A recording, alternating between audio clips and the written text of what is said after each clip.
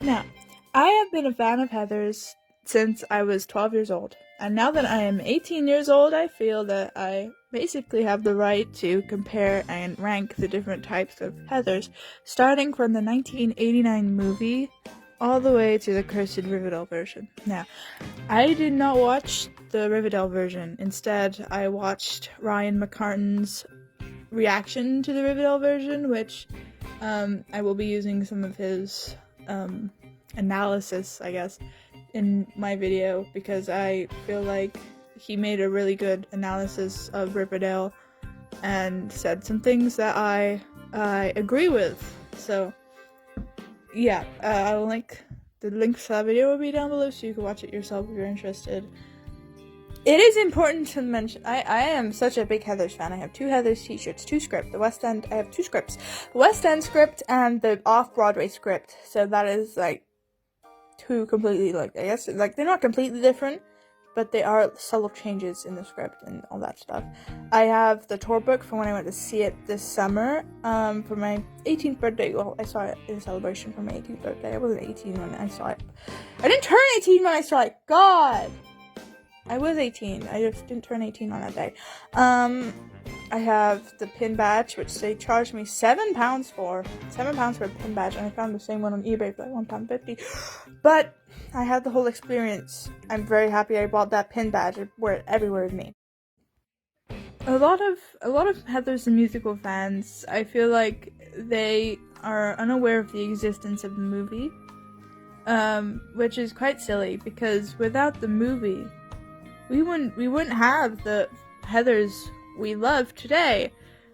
The movie is the mother to every single little version. It's the OG. Without Heathers the movie, we would not have every single version of Heathers there is today. And I know a lot of people will probably be like, if we got rid of the movie, we wouldn't have Heathers Riverdale. If we got rid of Riverdale, we wouldn't have Heathers Riverdale. We don't have to blame the movie. Just talk about the movie. The movie opens up to one of the most iconic scenes, I guess, I've ever seen, where the ladies we now learn to be Heather Duke, Heather McIntyre, and Heather Chandler, they're playing croquet. And when it gets to Heather Chandler's turn, she kisses the ball, puts it down on the floor, and she whacks it. And as the ball is rolling forward, I realized her target is Veronica. I guess that could symbolize how in the movie that Heather had her eyes on Veronica and the ball hitting Veronica would be Veronica joining their cliché. And after the ball hits Veronica, Veronica turns to the camera. She says, "Dear Diary, Heather told me she teaches people real life. She said real life sucks oozes dry. If you want to fuck with the Eagles, you gotta learn to fly." So I asked her, "You teach people to spread their wings and fly?" She said yes. I told her, "You're beautiful." After that whole, introductory scene where Veronica is explaining Heather to the audience, we see Veronica is in her own little world. She's writing down stuff in her diary. And the green Heather Duke, goes up to Veronica and she says, "Veronica, Heather told you to haul ass to the cafeteria pronto." There are some very iconic lines from the movie that are incorporated into the musical, like, "Well, fuck me gently with a chainsaw. Do I look like Mother Teresa?" Obviously, we would not have Heathers the Musical without the 1989 Heathers movie. Without Heathers the movie, we would not have the iconic quotes that we have in Heathers the Musical. I feel like that is a very, very important part of Heathers. A lot of the iconic quotes in Heathers the Musical came from the Heathers movie. There's this very clever thing that the movie that they did was with the names. Now, Heather just means plant, but Veronica means it's bringer of justice, that's important in regards to this movie. Veronica brings in justice. She realized what she's doing with this boy is wrong, and her intention is to bring justice back into the high school of Westerberg. A really important thing I should bring light to is the fan theory. This whole fan theory where the colors, they mean something. Aww. Okay, so it starts with Heather Chandler. Heather Chandler is red because she is pure evil. Her only intention in the movie is to be evil. She is pure evil. Yellow, Heather McNamara, she's not as evil as the others. She got involved in that lifestyle for the same reasons Veronica did. She's not evil. She's just naive. But Heather Duke, she's green. She represents envy. She wants Heather Chandler's power. She's only in that clique because she craves power.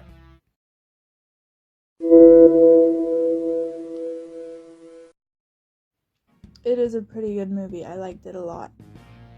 The musical, it provides a more in-depth version to what the movie is. It shows us how the Veronicas and Heathers, they become friends. In the movie, there isn't much of that. I guess it's unfair to rank the movie down with the rest of the musicals, because it is not a musical. It's completely unique and it's different to the musicals in like every single way. The musicals are just renditions of the movie. The musicals do owe a lot to the movie. When we do get to the end of this video, I will be sharing my final ranking, and then we will see if in the end I did decide to put the movie down or not. Now that we have the movie out of the way, we can move on to the musicals. Now, maybe I might be a little bit biased towards the musical, since the musical really means so much to me. The musical shines a new light onto the classic movie. It brings in new points, like, we get to see Heather be reborn as Veronica's conscience when she dies. We see in the off-Broadway version, there's this moment when Veronica is, she's reprimanding Martha. She's like, "Oh, Martha, you flaw me, you really do. Ram didn't write that note, I did." And we see Heather and Veronica, they're mimicking each other's movements, whether they realize that or not, which it's like really subtle, but I noticed it. Now, the only difference, it's not the only difference, it's a difference. Betty Flynn, I think that's her name, Betty Flynn in the movie, she is not in the musical. Instead, Veronica's sweetheart, childhood best friend is Martha Dumpstuck, or Martha Dumpchuck, depending on whose team you're on. And that is a very important factor, I guess, because in the movie, Martha Dumpstuck, she's only there for pure bullying intentions. She is only there because they needed someone to bully. And it wasn't going to be Betty Flynn, it would be the fat girl. But I like that change. I like the change that Veronica is friends with Martha. It brings a whole different aspect to the movie. Like at the end, where Veronica's like, "My prom date kind of blew me off. Would you want to be my prom date?" It shows that after all that Veronica has been through, she has never really lost sight of what was right. When comparing the West End version to the off-Broadway version, there is really only one way I could put it, and that is West End is for Gen Z, where the off-Broadway version is more catered towards millennials. Like when they changed Blue to You're Welcome, it starts off with a rap. I'm like, hold on. It starts off with a rap? Did they get Lin-Manuel Miranda to write this one? I should Google that. Maybe they did. But it starts off with a rap, and I was like, what? A rap in Heathers? Oh, I was in shock because, I've lived off Broadway, so I've lived off Balls, I lived off the Blue Ball song for years, and this is my first time really ever listening to the West End version, and I was like, what?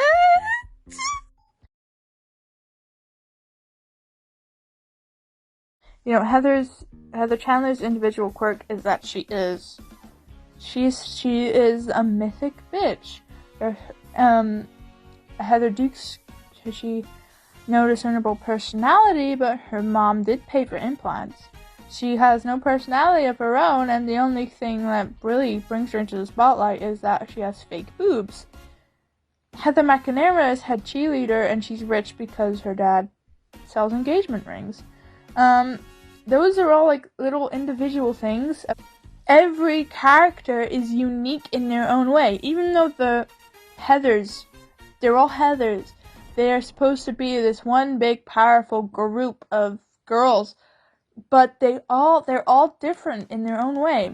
I guess it also brings in the question of individuality. Individuality is very, very important to a person.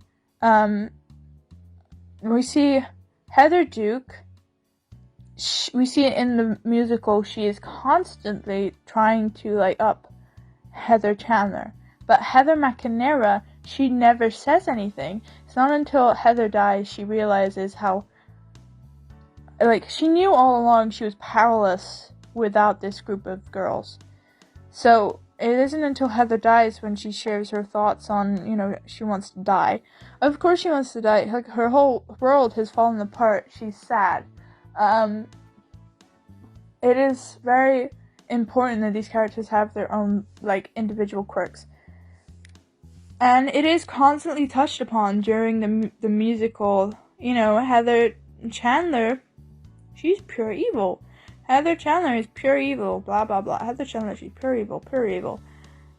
But I don't think they realize that if you kill all of the evil, then something is obviously going to take the evil's place. And that was Heather Duke. Heather Duke took Heather Chandler's place, being that pure evil.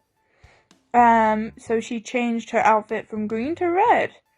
I think it was quite the moment the musical was missing. It brought in I loved, we all know I loved the off-Broadway version.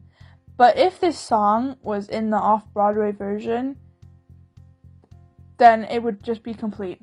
It wasn't complete without the Heather Duke song. They completed it in, the West End version with giving Heather Duke that song. It's a really powerful moment in the story. Another thing I've noticed during the musical is during Our Love Is God. Why did I sing that? After JD kills Kurt and Ram, Veronica is more hesitant to say Our Love Is God back to him. But she does eventually say it back. And then we hear in Our Love Is God reprise, he keeps repeating it. Our love is God, our love is God, our love is... He's waiting for her to say it back. He's pausing. She doesn't. She says, say hi to God. That's another thing I wanted to... is that Veronica still believes deep down JD is a good person. She believes he does not really... and he doesn't mean to be this cold-hearted, murderous, homicidal teenage boy. She knows he is just broken. She knows that he's just mentally damaged. He's not evil.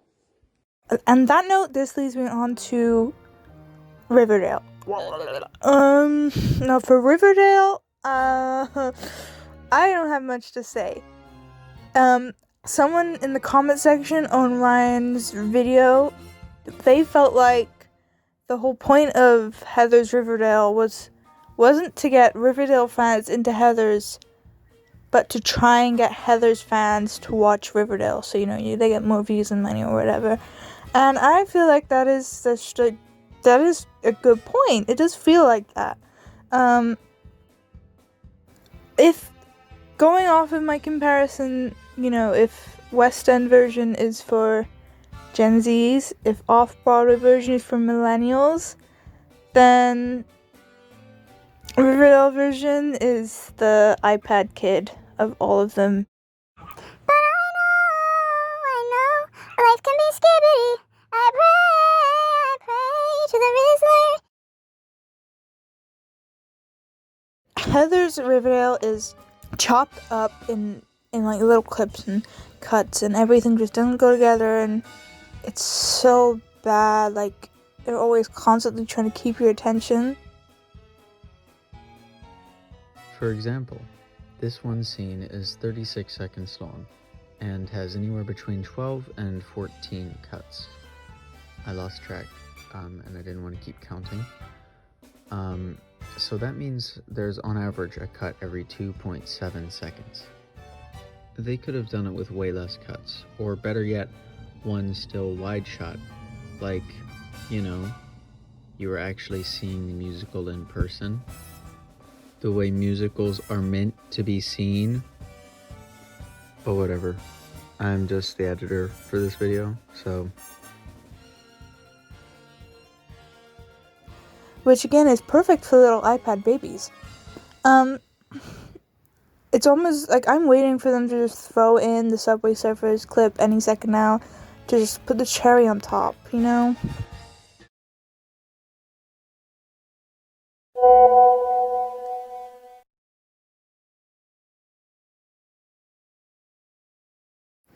Each musical has a distinct feature that I like about them, like in Off-Broadway Heathers, Veronica's goofy laugh played throughout the musical.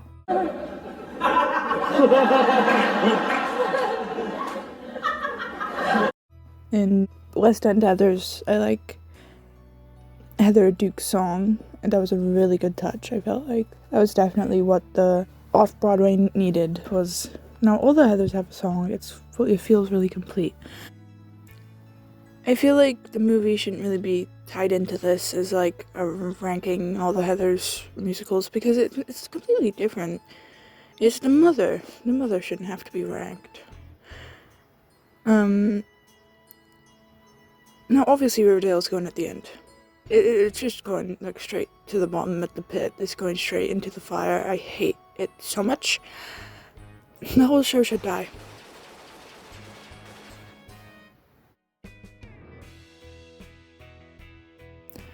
Both of them, they are very good musicals.